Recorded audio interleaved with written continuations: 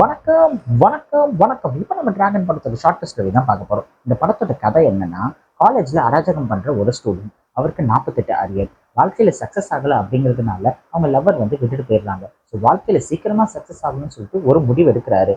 அந்த முடிவுனால அவர் வாழ்க்கையில என்னென்ன நடக்குதுன்னு தான் மீதி கதையே. பிரதீப் ரங்கநாதனோட பெர்ஃபார்மன்ஸ் பார்த்தீங்கன்னா வெறித்தனமா த்ரூ அவுட்டா செம்மையா இருக்கு. அந்த பெர்ஃபார்மன்ஸ்ல நம்ம எந்த குறையும் சொல்ல முடியாது. படத்துல 2 ஹீரோயின்ஸ் இருக்காங்க. ஒன்னு அனுபமா, இன்னொன்னு கைடு. அனுபமாவோட பெர்ஃபார்மன்ஸ் எமோஷனலி டச்சிங்கா இருக்கு, இன்னும் பெட்டரா இருக்கு. கையோட கிளாமர் காமிச்சிருக்காங்க, கியூட்டா நடிச்சுட்டு போயிருக்காங்க. மிஷ்கின், ஜிவிஎம் மற்றும் பலர் அவங்க கொடுத்த கேரக்டர் ஓவர் ஆக்டிங் பண்ணாம கரெக்டா பண்ணிருக்காங்க. விஜய் சித்து ப்ரோவோட ஒன்லைனர் காமெடிலாம் ரொம்பவே நல்லா ஒர்க் அவுட் ஆயிருக்கு. பட் அவரோட பெட்டரா அஸ்வத் ப்ரோவோட காமெடி பெர்ஃபார்மன்ஸ் லாஃப்டரா இருக்கு. தியேட்டர் ஃபுல்லா செம்ம சிரிப்பா இருக்குன்னா பாத்துக்கோங்களேன். கண்டிப்பா ஒரு ஃபியூச்சர்ல நிறைய சான்சஸ் கிடைக்கும். லியோ ஜேம்ஸோட மியூசிக் படத்துக்கு ஆப்டா சூட் ஆயிருக்கு. பட் சில பாட்டுகளை கட் பண்ணியிருந்தா படம் இன்னும் கொஞ்சம் ட்ரிம் ஆயிருந்திருக்கும். டேரக்டர் அஸ்வத் லாஜிக் மிரர்களை பயங்கரமா படம் ஃபுல்லா யூஸ் பண்ணிருக்காரு. ஸோ படம் பார்க்க வரவங்க லாஜிக் தான் சுத்தமா மறந்துருங்க.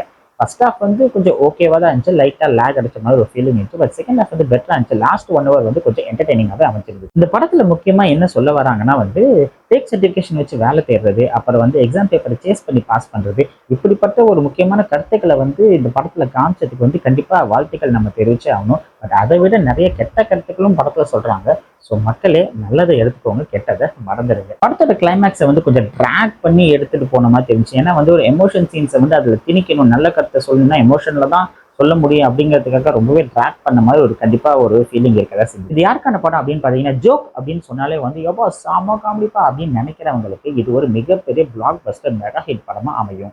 டேரக்டர் எல்லா கேட்டகரி ஆஃப் மக்களுக்கும் ஒரு சில சீன்ஸ் எல்லாம் வச்சிருக்கதா செஞ்சிருக்காரு.